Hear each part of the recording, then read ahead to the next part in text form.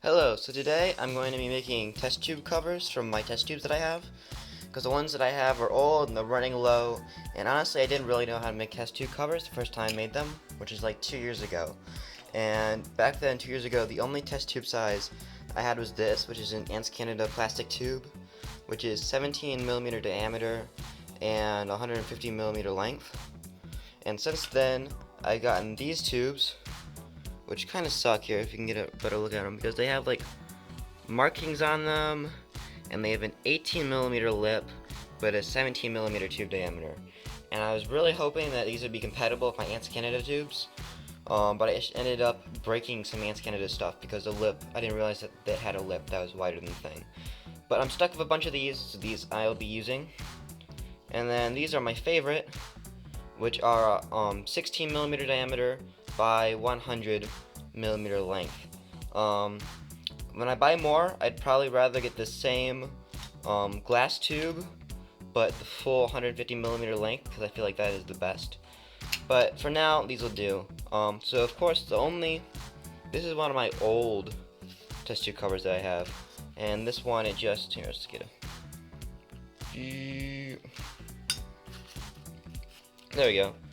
So yeah, it just covers over the part that would normally be covering the ants, but it leaves like the water uncovered, so that I can see how much water is still left in the tube without having to completely take it off the ants every time. Oh, quick note, what you see here, you don't really like the test tube covers that I'm making, you don't really think that they're quite your style, I'm going to be putting a video up in the card in the top right hand corner, so click that and it'll bring you to a video of Dork's videos.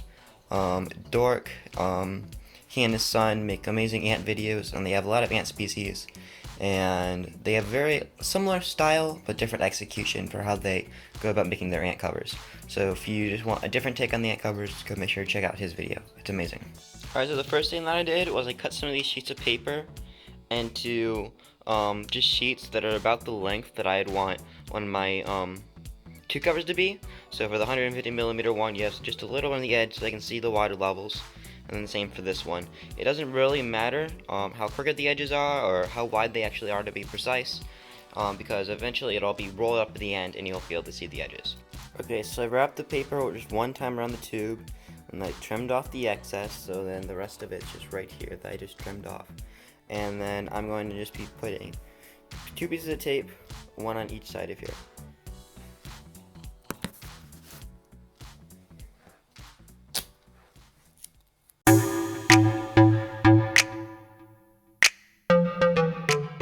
So now you're going to end up with a tube that should be pretty loosely wrapped around the tube, because you don't want it too tight, because if it's too tight then it'll be a pain to get on and off.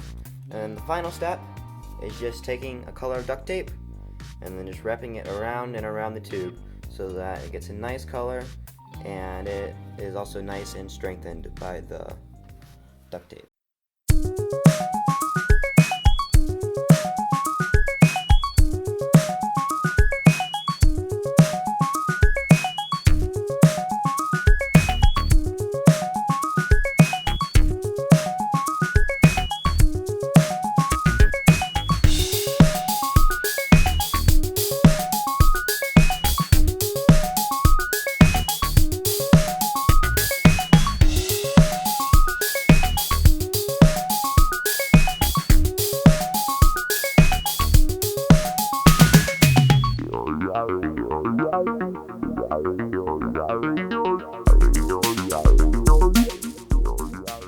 Alright, so I wrapped a new one.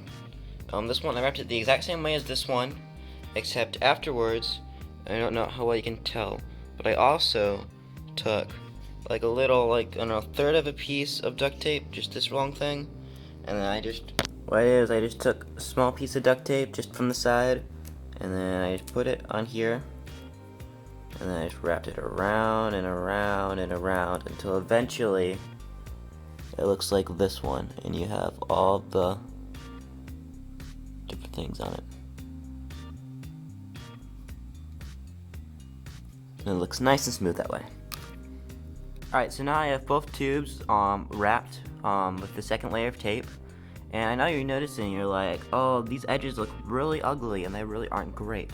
Well, the great thing about having a double-sided open tube is that all you have to do is take some scissors and you just gotta snip the edge off, and you get a nice, just the very edge, you get a nice clean edge that looks really nice. You got here, compared to this tube that hasn't been cut yet, you get a really nice clean edge, you get a nice contrast between the white in the center and then the red on the outside, compared to this one that has a hole punch, just meh on the edges. So they look really nice once they're all cleaned up. So what I'm going to do is I'm going to do this, the same process for all the other tube sizes and the rest of the tubes, and then I'll get back to you with the finished results. There we go. Finally we have all these test tubes done, so you can see that the main part where the ants will be hiding is going to be covered. There's going to be like a cotton ball like right in there, and then the rest of this is going to be filled with water. So without taking the ants out and disturbing them, I'll be able to see that there is no more water left. The only downside of this is that you kind of get the ugly edges on the sides, but I can live with that. I'm very much so utility over cosmetics. So these all work really well. They may not look the greatest. They do have, like some of them, like this one, have like little, little creases in them. That one's pretty good. Yeah, like this one, they have little creases in them. And how I recommend fixing that is right now I'm just using duct tape that I'm just like tearing a small chunk off. It'll be much easier just to use maybe electrical tape or some tape that's just like a very thin height so that it's much easier to wrap around the tubes. So as you can see, I replaced all the test tube covers for all the ants in my clean box. I also have something very special to show you. Just as of the other day, my Campanus pennsylvanicus colony that I caught a couple months ago, don't exactly remember when, finally has her first nynix, which is really cool. Here, let's see if I can try to get a better look. There you go. So there's her, starting to get riled up. Right now she has 3 nynix, and she has a whole bunch of pupae, and she laid a whole bunch more brood. So I'm really hopeful that she does really well. So hopefully, now that I have her for a new cover on, fix the focus. Now that I have her for new cover on, and I can put her away nicely into the new queen box, where hopefully she'll raise the rest of her nynix. I can just open it up every week and feed her a little bit more. So thank you for watching another video. Hopefully this video helped you out.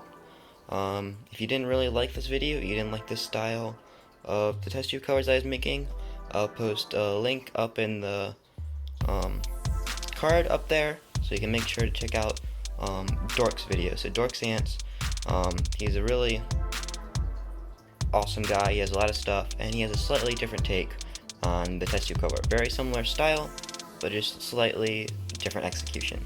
So if you didn't really like the way these are, or maybe you just want other options, make sure to go check out his video. Thanks for watching.